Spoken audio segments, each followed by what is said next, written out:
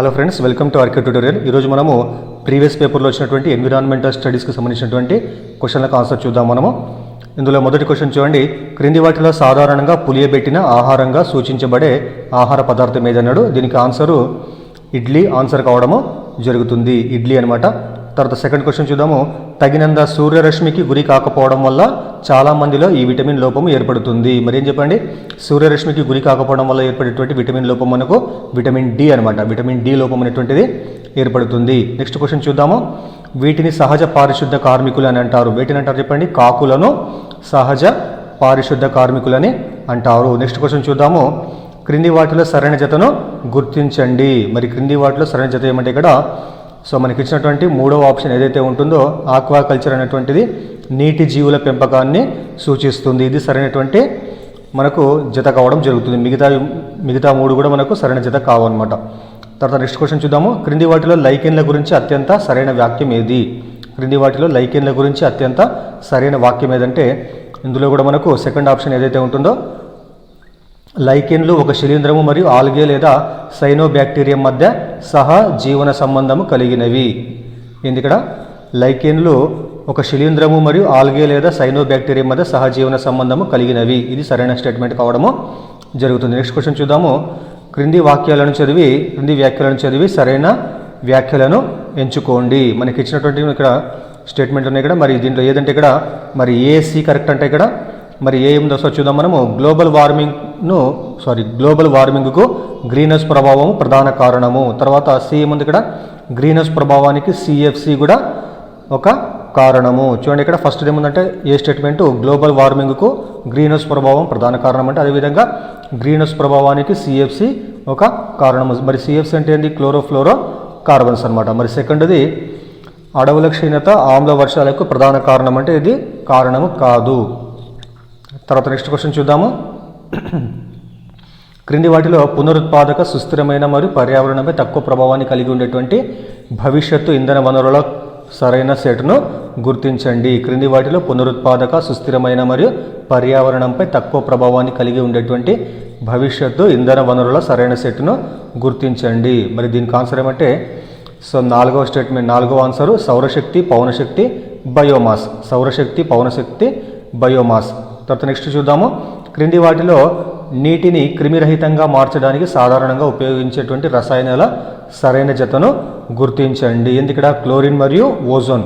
నీటిని క్రిమిరహితంగా మార్చడానికి ఉపయోగించేటువంటి రసాయనాలు ఏంటంటే ఇక్కడ క్లోరిన్ మరియు ఓజోన్ను ఉపయోగించడము జరుగుతుంది. నెక్స్ట్ క్వశ్చన్ చూద్దాము. నెక్స్ట్ ఏమందంటే మోకాలి కీళ్ళు మరియు మోచేయి కీళ్ళు దీనికి ఉదాహరణలు. మోకాలి కీళ్ళు మరియు మోచేయి కీళ్ళు వీటికి ఉదాహరణలు అంటే అవి మడతబందు కీలుకు ఉదాహరణలు. మోకాలు కీలు తర్వాత మోచేయి కీలు రెండు కూడా మడతబందు కీలుకు ఉదాహరణలు. తర్వాత నెక్స్ట్ క్వశ్చన్ చూద్దాము.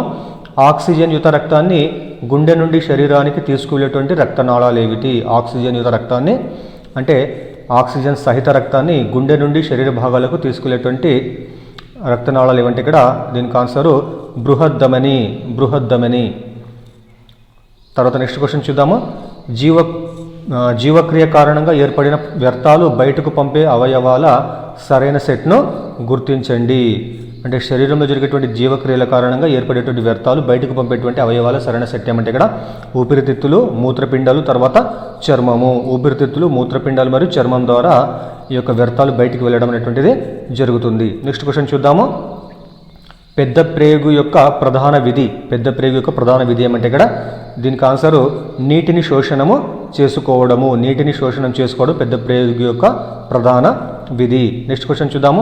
క్రింది వాటిలో ఏది డెల్టాను ఉత్తమంగా వివరిస్తుంది అంటే దీనికి ఆన్సర్ ఏమంటే నది ద్వారా తీసుకురాబడిన ఇసుక మరియు ఒండ్రు నిక్షేపాలు సముద్ర ముఖద్వారం వద్ద నిక్షేపణ చేయబడిన ప్రాంతము. మరి ఇది డెల్టాను సూచిస్తుంది. నది ద్వారా తీసుకురాబడినటువంటి ఇసుక మరియు ఒండ్రు నిక్షేపాలు సముద్ర ముఖద్వారం వద్ద నిక్షేపణ చేయబడినటువంటి ప్రాంతాన్ని మనము సాధారణంగా డెల్టా అని అనడము జరుగుతుంది. తర్వాత నెక్స్ట్ క్వశ్చన్ చూద్దాము. గోండుపాట్ల యొక్క ప్రధాన విధి ఏమిటి? ఇది దీనికి ఆన్సర్ ఏమంటే గ్రామస్తుల ఐక్యతను నిర్ధారించడము మరియు గ్రామస్తుల తరపున బయటి వ్యక్తులు మరియు ఏజెన్సీలతో చర్చలు జరపడం. ఇది గోండుపాట్ల యొక్క ప్రధాన విధి. తర్వాత నెక్స్ట్ క్వశ్చన్ చూద్దాము.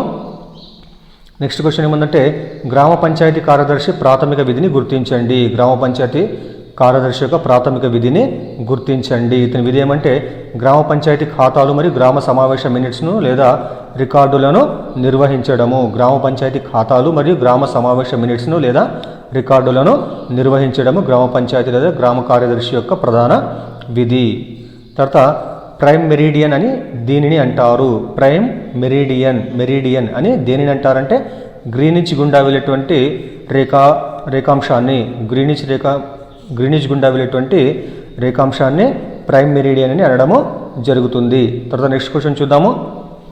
నెక్స్ట్ క్వశ్చన్ ఏమందంటే భూ వినియోగ పటాలపై సరిహద్దులను సూచించడానికి సాధారణంగా ఈ రంగును ఉపయోగిస్తారు. భూ వినియోగ పటాలపై సరిహద్దును సూచించడానికి సాధారణంగా మనం ఏ రంగును ఉపయోగిస్తామంటే మనము నలుపు రంగును ఉపయోగించడము జరుగుతుంది. నెక్స్ట్ క్వశ్చన్ చూద్దాము. నెక్స్ట్ ఏమందంటే అంత్యోదయ అన్న యోజన కింద ఈ సమూహం లక్ష్యంగా చేసుకుంటారు. అంత్యోదయ అన్న యోజన ఏఏవై అనేటువంటి పథకం కింద ఏ సమూహాన్ని లక్ష్యంగా చేసుకుంటారంటే దారిద్ర్య రేఖకు దిగువన ఉన్నటువంటి కుటుంబాలకు అంటే బీపీఎల్ కుటుంబాలను దీనికి లక్ష్యంగా చేసుకోవడం జరుగుతుంది. దీనికి ఏఏవై అంటే అంత్యోదయ అన్న యోజన పథకానికి బిలో పావర్టీ లేని కుటుంబాలకు వాటిని వర్తింపచేయడము జరుగుతుందన్నమాట. తర్వాత నెక్స్ట్ క్వశ్చన్ చూద్దాము.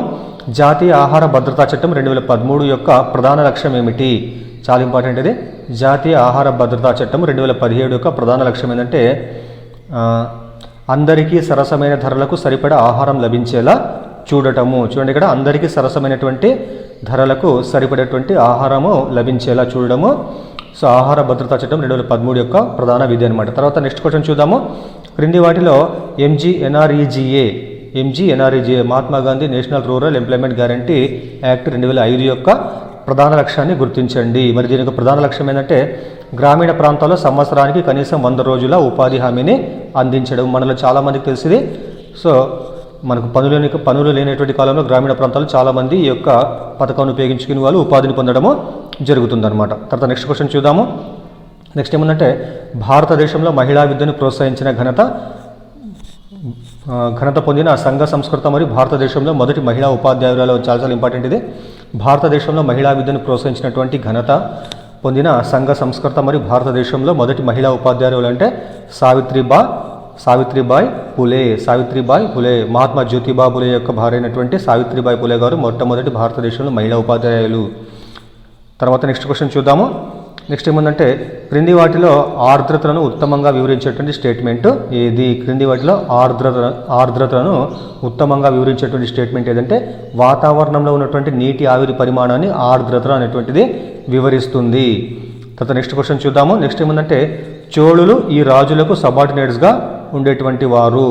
కాంచీపుర పల్లవ రాజులకు చోళులు సబార్డినేట్స్ అంటే అర్థమైంది ఇక్కడ వరకు సామంతులుగా ఉండేటువంటి వారు అనమాట. ఎవరికి చెప్పండి? కాంచీపుర పల్లవ రాజులకు చోళులు సామంతులుగా ఉండేటువంటి వారు. తర్వాత నెక్స్ట్ క్వశ్చన్ చూద్దాము.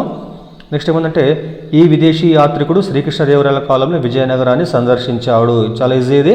ఏం చెప్పండి? Domingo phase. ఇదే బిట్టు ఇంతకుముందు కూడా మనకు రావడము జరిగింది కానీ గుర్తుపెట్టుకోండి. శ్రీకృష్ణదేవరాయల కాలంలో విజయనగర సామ్రాజ్యాన్ని సందర్శించినటువంటి విదేశీ యాత్రికుడు అంటే డొమింగో ఫేజ్. తర్వాత నెక్స్ట్ క్వశ్చన్ చూద్దాము. క్రింది వాటిలో ఒకటి శాస్త్రవేత్తల లక్షణము కాదు. ఏం చెప్పండి? అది ఆత్మాశ్రయత అనేటువంటి శాస్త్రవేత్తల లక్షణము కాదు. మిగతావన్నీ కూడా అవుతాయి. తర్వాత నెక్స్ట్ క్వశ్చన్ చూద్దాము. నెక్స్ట్ ఏముందంటే రూబ్రిక్స్ గురించి క్రింది ప్రకటనలను చదవండి. రూబ్రిక్స్ గురించి క్రింది ప్రకటనలో మనకున్నటువంటి ఆప్షన్లు ఇక్కడ ఇచ్చినాడు. ఇక్కడ ఏబి రెండు కూడా సరైనటువంటి వంట. చూద్దాం ఒకసారి. మరి ఏ స్టేట్మెంట్ ఏమని చెప్పండి? ఇక్కడ రూబ్రిక్స్ అభ్యాసకులకు వారి స్వంత మరియు వారి తోటి వారి అభ్యసనాన్ని అంచనా వేయడంలో సహాయపడుతుంది. అదేవిధంగా తర్వాత సెకండ్ వన్, అభ్యాసకులు వారి ఆత్మవిశ్వాసము, నిబద్ధత మరియు సమస్య పరిష్కారం పట్ల అవగాహన పెంచుకోవడానికి రూబ్రిక్స్ సహాయపడతాయి. కాబట్టి ఏబి రెండు స్టేట్మెంట్స్ కూడా సరైనటువంటి ఆన్సర్ కావడము జరుగుతుంది. తర్వాత నెక్స్ట్ క్వశ్చన్ చూద్దాము. నెక్స్ట్ క్వశ్చన్ ఏముందంటే 5వ తరగతి చదువుతున్న ఒక విద్యార్థి తన గుండె కొట్టుకునే తీరును గమనించి అది ఎలా పనిచేస్తుందో క్షుణ్ణంగా తెలుసుకోవాలనుకున్నాడు. దీనికి సంబంధించిన తన సందేహాలన్నింటినీ తన ఉపాధ్యాయునిపై ప్రశ్నల వర్షంగా కురిపించాడు. ఇది ఆ విద్యార్థి దీనిని కలిగి ఉన్నాడని సూచిస్తుంది. అంటే ఎందుకడ ప్రశ్నించే తత్వం అనేటువంటిది ఆ విద్యార్థికి కలిగి ఉన్నది దాని యొక్క అర్థం అనమాట. నెక్స్ట్ క్వశ్చన్ చూద్దాము. నెక్స్ట్ ఏముందంటే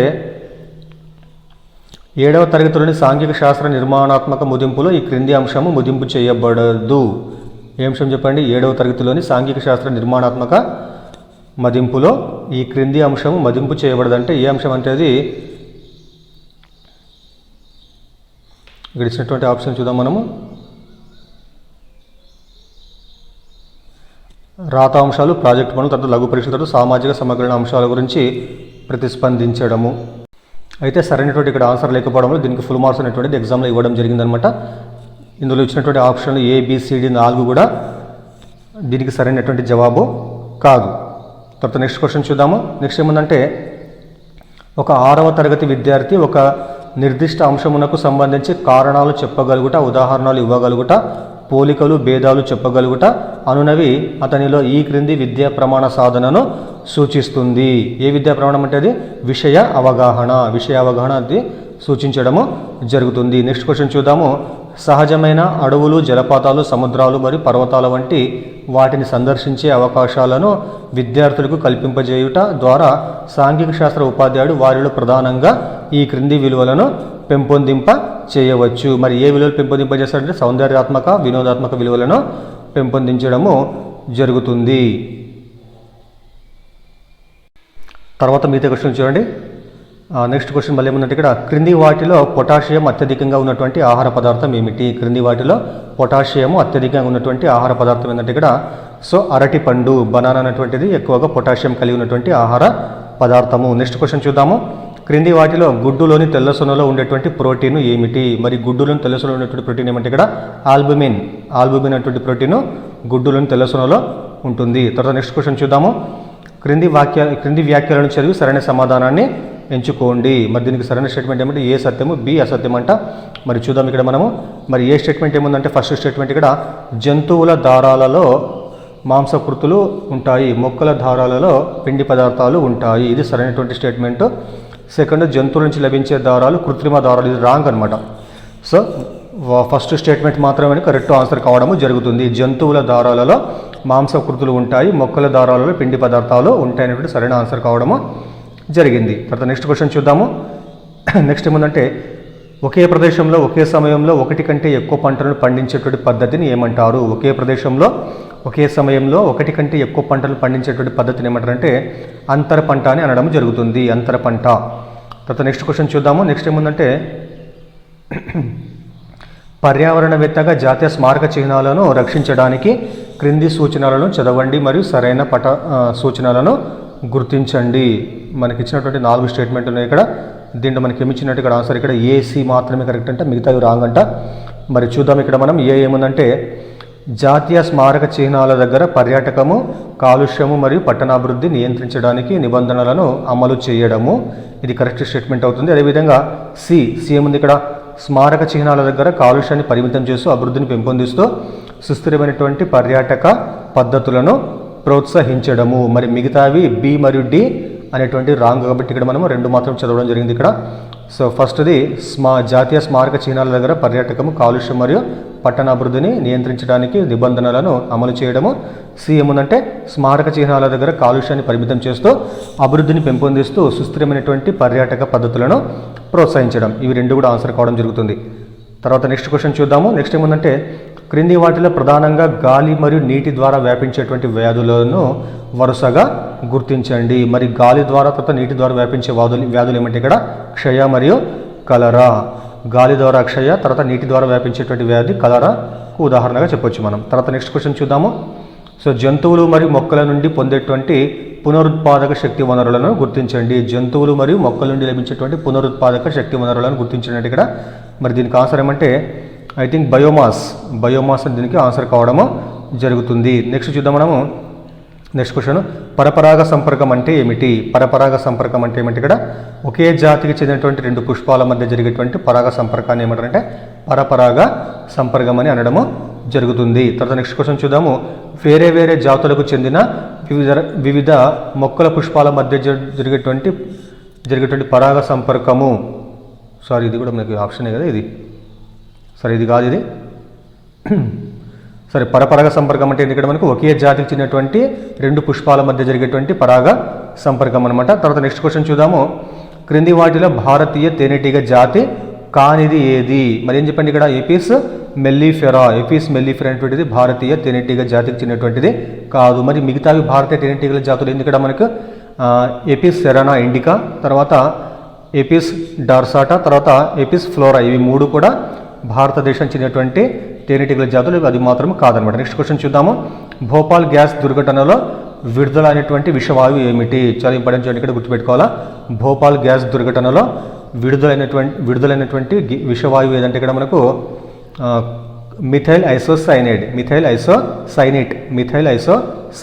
ఇది మనకు విడుదల కావడం వల్ల చాలామంది చనిపోవడం జరిగింది. తర్వాత నెక్స్ట్ క్వశ్చన్ చూద్దాము. మూత్రపిండాల యొక్క ప్రధాన విధి ఏమిటి? మూత్రపిండాల యొక్క ప్రధాన విధి ఏమంటే దీనికి ఆన్సర్ చూడండి. రక్తాన్ని శుద్ధి చేయడము, వ్యర్థ పదార్థాలను తొలగించడము. రక్తాన్ని శుద్ధి చేయడం మరియు వ్యర్థ పదార్థాలను తొలగించడం మూత్రపిండాల యొక్క ప్రధాన విధి. నెక్స్ట్ చూద్దాం మనము. క్రింది వ్యాఖ్యలను చదివి సరైన వాటిని ఎంచుకోండి. మరి దీన్ని చూడండి, ఇక్కడ అన్ని వ్యాఖ్యలు సత్యమంట. చూద్దాం మనము.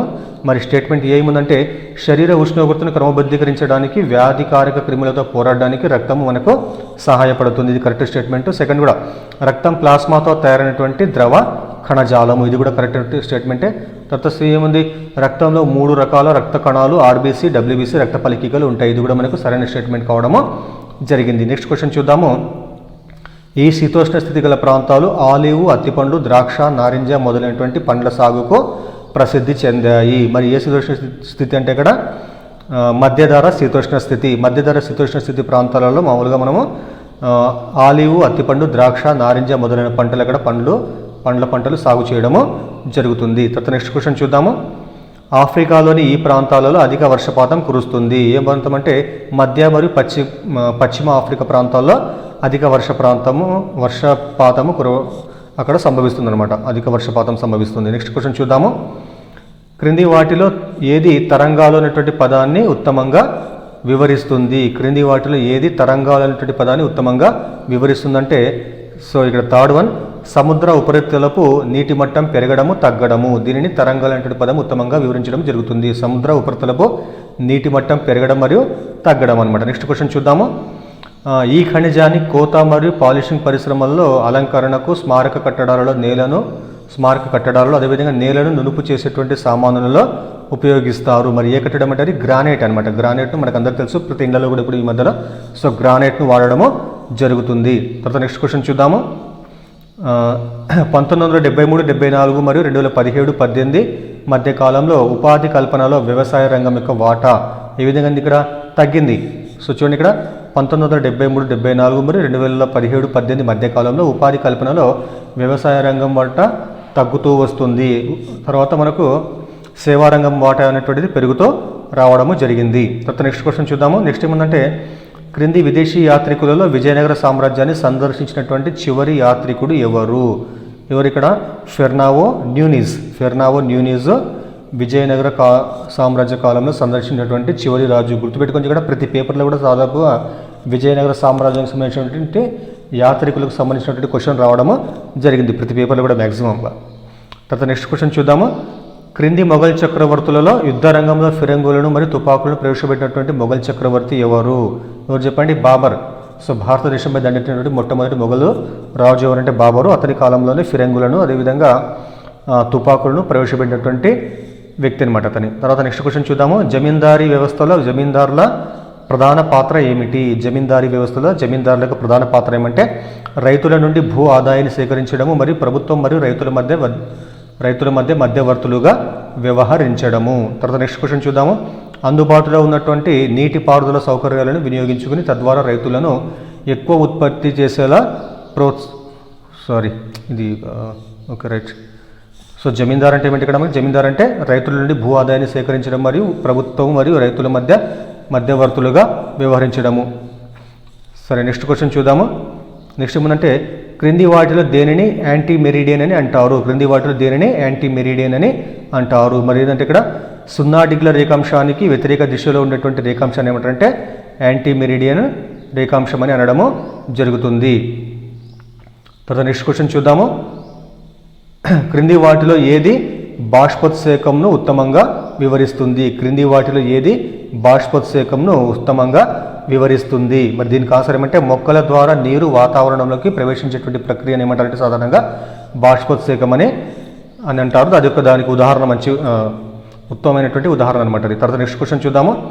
భారత రాజ్యాంగంలోని ఈ అధికరణం ప్రకారం పౌరులందరూ తమ అంతరాత్మను అనుసరించి ఏ మతాన్ని అయినా అనుసరించేటువంటి హక్కు ఉందంటే ఏ ఆర్టికల్ ప్రకారం అంటే అది సో ఆర్టికల్ 25వ అధికరణ ప్రకారం. కాబట్టి ఆర్టికల్ 25 ప్రకారం భారతదేశంలో ఉన్నటువంటి సో పౌరులందరూ తమకు నచ్చినటువంటి మతాన్ని ఆచరించేటువంటి హక్కును కలిగి ఉండడము జరిగింది. తర్వాత నెక్స్ట్ క్వశ్చన్ చూద్దాము. రామానుజాచార్యులు ప్రవచించినటువంటి సిద్ధాంతం ఏమిటి? రామానుజాచార్యులు ప్రవచించిన సిద్ధాంతం ఏంటంటే విశిష్టాద్వైతం అనేటువంటిది రామానుజాచార్యులు గారు ప్రవచించినటువంటి సిద్ధాంతం. నెక్స్ట్ క్వశ్చన్ చూద్దాము. నెక్స్ట్ ఏమిటంటే క్రింది వాటిలో 3 నుండి 5వ తరగతుల వరకు ఈవీఎస్ను బోధించడానికి ప్రధాన లక్ష్యము ఏమిటి?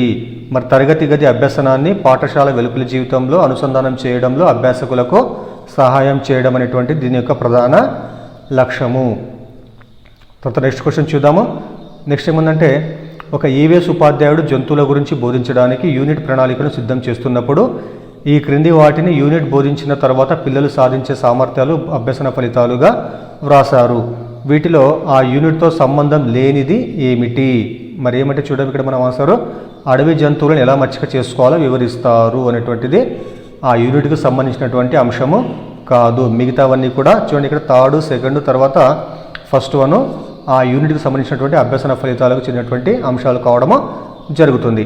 తర్వాత నెక్స్ట్ క్వశ్చన్ చూద్దాం. నెక్స్ట్ ఏమంటే నితిన్ ఎల్లప్పుడూ బిల్డింగ్ బ్లాక్లతో ఆడేటువంటి ఒక 5వ తరగతి విద్యార్థి. అతని ఉపాధ్యాయుడు తరగతిలో గుండె గురించి ప్రదర్శన ద్వారా బోధించాడు.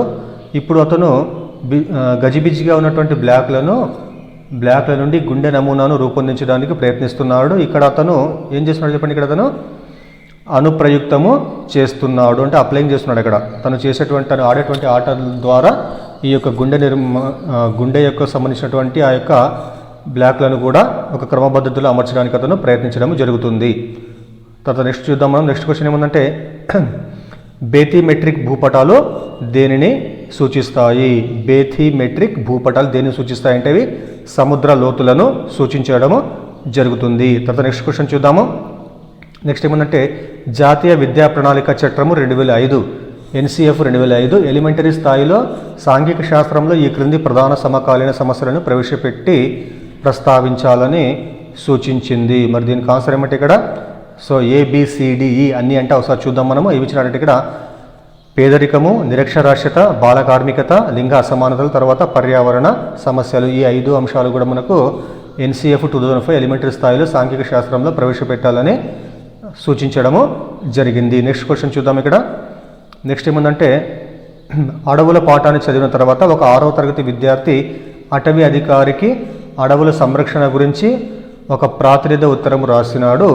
ఇది అతనిలో ఈ క్రింది విద్యా ప్రమాణ సాధనను తెలియజేస్తుంది. మరి ఏ విద్యా ప్రమాణం అంటే అది ప్రశంస మరియు సున్నితత్వం అనేటువంటిది సూచించడం జరుగుతుంది. ఇవి ఈవీస్లో వచ్చినటువంటి క్వశ్చన్లకు ఆన్సర్లు అనమాట.